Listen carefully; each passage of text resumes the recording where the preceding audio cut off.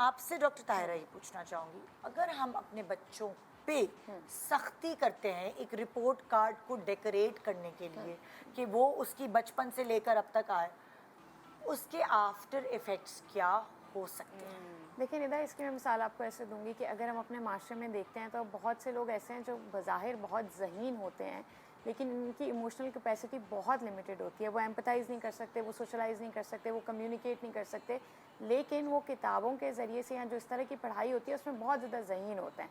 उनके साथ अमूमन ये हुआ होता है कि बचपन में उनको ये सिखाया जाता है या उनका जहन माउफ कर दिया जाता है इस चीज़ के ऊपर कि जी आप पढ़ें, अच्छे नंबर लाएं और अच्छे ग्रेड्स लाएं। बैक टू स्कूल ये है आज का टॉपिक, और इस अम्ब्रेला के नीचे बहुत सारी चीज़ें आएंगी जो हम आज डिस्कवर भी करेंगे, एक दूसरे के साथ मिलकर सीखेंगे भी, और अपने बच्चों की लाइफ को एक्चुअली बेहतर बनाने की कोशिश करेंगे, बजाय इसके कि मैं ये कहूँ कि अपने बच्चों के ग्रेड्स अच्छे लाने की कोशिश करेंगे, अपने बच्चों को स्पोर्ट्स में आगे करने की कोशिश करेंगे, नंबर 1 बनाने की कोशिश करेंगे। नहीं, एक बच्चे की हेल्प करने की कोशिश करेंगे जहाँ जहाँ उसकी वीकनेसेस हैं। एज मदर हमारा फ़र्ज़ तो है, लेकिन सही सिलेक्शन कि हमारे बच्चे के ऊपर क्या सूट करता है वो है बेसिकली आज का टॉपिक। तो आइए शुरुआत करते हैं। एक मेरी जैसी एक माँ शर्मीन, अस्सलाम वालेकुम, कैसी हैं आप? बिल्कुल ठीक।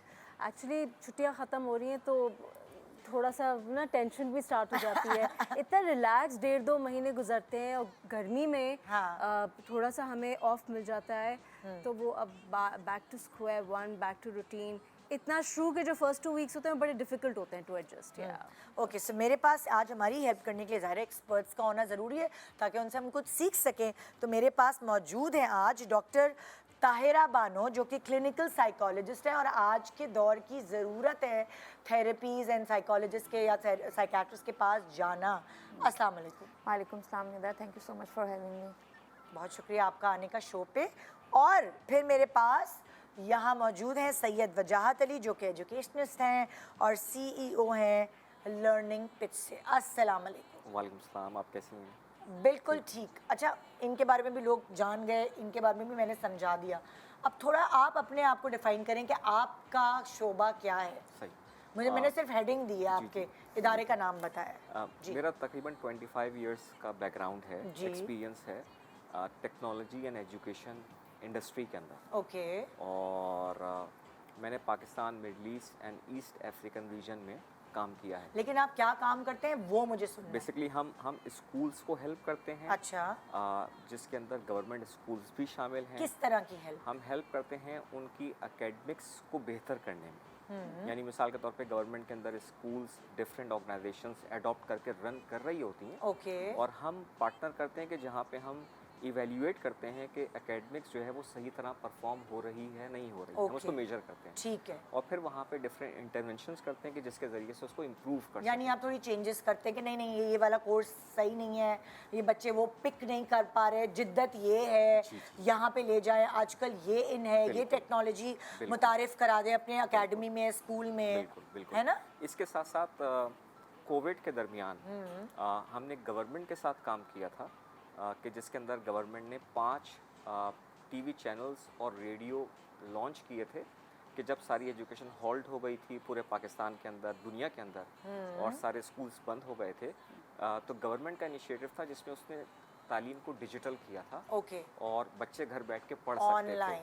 जी जी। तो हर स्कूल को जो है वो ये चीज़ें करनी नहीं आती थी। तो आपके इदारे ने उनको जाके थोड़ा टेक्नोलॉजी और वो तो हमने उनको कंटेंट प्रोवाइड किया था कि जिसमें गवर्नमेंट ने K-12 education which means from primary till grade 12 की तमाम एजुकेशन को डिजिटलाइज किया था। अच्छा, अब आपकी ये सारी जो फैसिलिटीज़ हैं, जो आपका टैलेंट है, उसको मैं अपने प्रोग्राम में इस तरह यूटिलाइज़ करूँगी। अगर मेरा बच्चा रीडिंग में, मेरा बच्चा राइटिंग में, लर्निंग में, इस सब चीज़ों में स्लो है बाकी क्लास के हिसाब से, सो यहाँ मैं वो हेल्प, वो टेक्निक्स आपसे पूछ के अपनी माँओं को फराहम करूँ। बिल्कुल, ये आपका काम है इस शो के, तो हम उसी ज़िम्रे में रहेंगे और मैं आपसे वो सवाल करती रहूँगी। यहाँ मैं शुरुआत करूँगी पहले एक माँ से, ठीक है, फिर हम आपकी तरफ जाएंगे। शर्मीन, जब तुम्हारी बेटी ज़ाहिर है माशाल्लाह अब तो वो ग्रो कर रही है, तो वो जब इनिशियल स्टेज में थी अपनी पढ़ाई की, और तुम एज सिंगल मदर, तुम्हें अपना पूरा दिमाग उधर, तुम्हें कमाना भी था, तुम्हें उसको देखना भी था, सो मुझे ज़रा बताओ कि वहाँ तुमने क्या क्या चीज़ें मैनेज की। अच्छा, फर्स्ट ऑफ ऑल मेरी फैमिली में बहुत कंपेटिटिव हैं when it comes to studies. Okay. कि किसके कितने मार्क्स आ रहे हैं, कौन फर्स्ट क्यों नहीं आया, अच्छा सेकंड आ गई, वो इतने एक मार्क्स से रह गई दो। तो इस चीज़ में ना बड़ा था, और मैंने भी बचपन में यही फेस किया है, क्योंकि my mother was also very particular कि तुम्हारा क्या ग्रेड आ रहा है, क्या परसेंटेज Okay. आ रही है। तो मैंने सबसे पहले जो अपने ऊपर जिस चीज़ पे वर्क किया वो इस रैट रेस को ख़त्म करने में किया। मैंने अपने आप को ये समझाया कि इट इज़ ओके, ज़रूरी नहीं है कि आपका बच्चा फर्स्ट आए, क्योंकि जिस क्लास में आपका बच्चा है उसमें सेकंड भी आ रहा है बच्चा, थर्ड भी आ रहा है, फोर्थ भी आ रहा है, तो ज़रूरी नहीं है कि आपका बच्चा ही फर्स्ट आना चाहिए। इट इज़ ओके, कोई फ़र्क नहीं पड़ता, कोई दुनिया नहीं ख़त्म होती, क्योंकि देखिए हर बच्चे की कैपेबिलिटीज़ डिफरेंट होती हैं। और मैंने ये देखा उस वक्त अपनी बेटी में कि उसमें मुझे नहीं लगा कि वो कैपेबिलिटी है कि वो फर्स्ट आ सके। मैं करवा सकती थी, लेकिन उसके लिए फिर मुझे उस पर बहुत सख्ती करनी पड़ती है, उसको बहुत ज़्यादा उसको ना मुश्किलों से गुजरना पड़ता। अच्छा, यहाँ थोड़ा सा मैं तुम्हें रोकूंगी, कंटिन्यू करेंगे हम।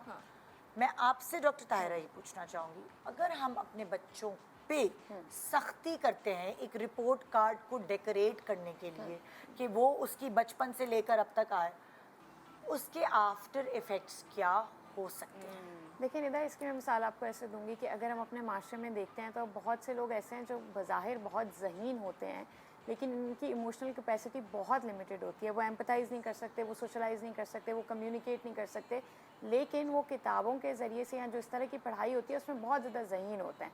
उनके साथ अमूमन ये हुआ होता है कि बचपन में उनको ये सिखाया जाता है या उनका जहन माऊफ़ कर दिया जाता है इस चीज़ के ऊपर कि जी आप पढ़ें, अच्छे नंबर लाएँ और अच्छे ग्रेड्स लाएँ। तो बाकी जो उनके अंदर कुदरती सलाहियत थी, जो कम्युनिकेशन था, जो एम्पथाइज़ करना था, जो आपकी इमोशनल इंटेलिजेंस जिसको हम कहते हैं, ज़हनी सलाहियत को आपने मफलूज कर दिया। उसी का नतीजा है कि हमारे इन्वायरमेंट में बहुत सारे ज़हीन लोग मौजूद होते हैं, लेकिन अगर आप उनका कम्युनिकेशन देखते हैं, अगर आप उनकी इमोशनल इंटेलिजेंस देखते हैं, तो वो ज़ीरो होती है। वो अपने इर्द गिर्द के लोगों के साथ मोहब्बत का रिश्ता, इज़्ज़त का रिश्ता, एहतराम का रिश्ता वो कायम अकेले नहीं होते कर पाते। वो ज़हीन लोग दुनिया में अकेले ज़्यादातर वो आइसोलेटेड होते हैं और ज़्यादातर बेसिकली थोड़े से हम बिटर डॉक्टर होते हैं। हमें लगता है कि हमने बच्चों फर्स्ट आ गए, टॉप कर गए, यही कामयाबी है ज़िंदगी की। लेकिन जब जैसे जैसे टेक्नोलॉजी आगे बढ़ी और हमें मैच्योरिटी आई, तो हमें समझ आया कि अगर हम एक टॉपर को की ज़िंदगी देखते हैं, हाँ बहुत सारे लोग अच्छे बन भी जाते हैं, लेकिन टॉपर की ज़िंदगी जो है वो बस उसी रेस में होता है। वो सारी ज़िंदगी अपने आप को क्रिटिसाइज़ करता रहेगा ना, क्योंकि किसी भी कमरे में आप सबसे बेस्ट नहीं हो सकते। कोई आपसे ज़्यादा खूबसूरत होगा, कोई आपसे ज़्यादा अमीर होगा, कोई आपसे ज़्यादा ज़हीन होगा। सो ये एक्सेप्टेंस लाना कि लोग आपसे किसी चीज़ में बेहतर हो सकते हैं, इससे कोई फ़र्क नहीं पड़ता, और ये चीज़ आपको कमतर नहीं करती। अमूमन जो लोग हमेशा कंपटीशन में रहते हैं या पहले आने की कोशिश करते हैं, उनके अंदर सेल्फ क्रिटिसिज्म बहुत ज़्यादा होता है। वो मुतमईन नहीं हो पाते, अपनी परफॉर्मेंस से भी मुतमईन नहीं होते। उनको हमेशा लगता है कि नहीं, इससे और बेहतर हो सकता था, इससे और अच्छा कर तो सकता उनको था। नुकसानात क्या क्या होता है, मैं ये पूछ रही हूँ, फिर मैं दोबारा शर्मीन के पास हर वक्त जाऊँगी। ज़हनी अजियत में रहते हैं। ओके। अमूमन अकेले खुशी रहते नहीं हैं। रहते फिर वो तो। नहीं, खुश नहीं रह पाते, मुतमईन नहीं हो पाते। हाँ। खुशी तो देखिए उनको मिल जाती है जब कभी वो एक टॉपर होते हैं या एक टारगेट अचीव कर लेते हैं। हाँ। वो टारगेट अचीव करने के बाद अब व्हाट इज़ नेक्स्ट। ओके। तो वो जो इत्मीनान है, इत्मीनान तो आपको उस जगह के ऊपर एक ठहराव लाता है ना। सो खुशी तो फिर भी मिल जाती है, लेकिन उनके अंदर इत्मीनान नहीं होता। अमूमन वो अकेले होते हैं और सेल्फ क्रिटिसिज्म बहुत ज़्यादा होता है। वो अपने आप से खुद ही मुतमईन नहीं हो पाते। और किसी तरीके का भी फेलियर या सेटबैक अगर उनकी और लाइफ में exhaust आ जाए तो वो उनको हिला के रख देते, वो कोप नहीं कर पाते, उनमें वो जो कोपिंग मैकेनिज्म है वो खत्म बिल्ड ही नहीं हुआ ना। बिल्कुल। तो एग्जैक्टली। और I am not going to lie, मैं नेशनल टेलीविज़न पे हूँ, शुरू में मैंने भी अपनी बेटी के साथ ये गलती की कि नहीं, तुम्हारे हाईएस्ट मार्क्स क्यों नहीं आए, तुम्हारे ये 2 मार्क्स क्यों कटे, तुम केयरलेस मिस्टेक ये वो। लेकिन निदा, मैंने ये देखा कि उसकी पर्सनालिटी अफेक्ट होना शुरू हो गई, वो अपने शेल में जाना शुरू हो गई, वो चुप हो गई, वो बहुत ज़्यादा कॉन्शियस हो गई, वो थोड़ी डरी सेमी रहती थी, पढ़ाई से भागना शुरू हो गई थी वो। फिर आई रियलाइज्ड कि वर्थ इट नहीं है आप बच्चे की पर्सनालिटी को क्रश कर दें सिर्फ इसलिए कि आप 2 लोगों में बैठ के बता सके कि मेरी बेटी फर्स्ट आई। It's too high price to pay. मैंने कहा ठीक है, कोई बात नहीं, she is an average student होने में भी कोई बुराई नहीं है, as far as I can see कि मेरा बच्चा या मेरी बच्ची अपनी एबिलिटी के हिसाब से बेस्ट परफॉर्मेंस कर रहा है, दैट इज़ व्हाट मैटर्स। तो आई बैक्ड ऑफ, मैंने उसको स्पेस दी। मैं जितना उसको, मैं उन माओं में से बिल्कुल भी नहीं हूँ कि मुझे ये अच्छा लगे कि बच्चा सुबह पढ़ने बैठा है तो रात तक वो पढ़ रहा है, नहीं, क्योंकि मुझे अपना टाइम याद था कि जब मैं इस तरह से मुझे बिठाया जाता था 10-10 घंटे, तो उसमें से मैं 1 घंटा मुश्किल से पढ़ती होंगी, 9 घंटे मैं अपनी ड्रीम वर्ल्ड में रहती थी, क्योंकि फिजिकली इट्स नॉट पॉसिबल कि आप जो है फोकस करके 10 घंटे पढ़ें, आपका brain is not capable of that. तो मैं मेक श्योर करती थी कि बस 1-1.5-2 घंटा उसको पढ़ाया, उसके बाद उसको हटा दिया, ताकि उसको वो 1.5-2 घंटा बैठना बुरा ना लगे।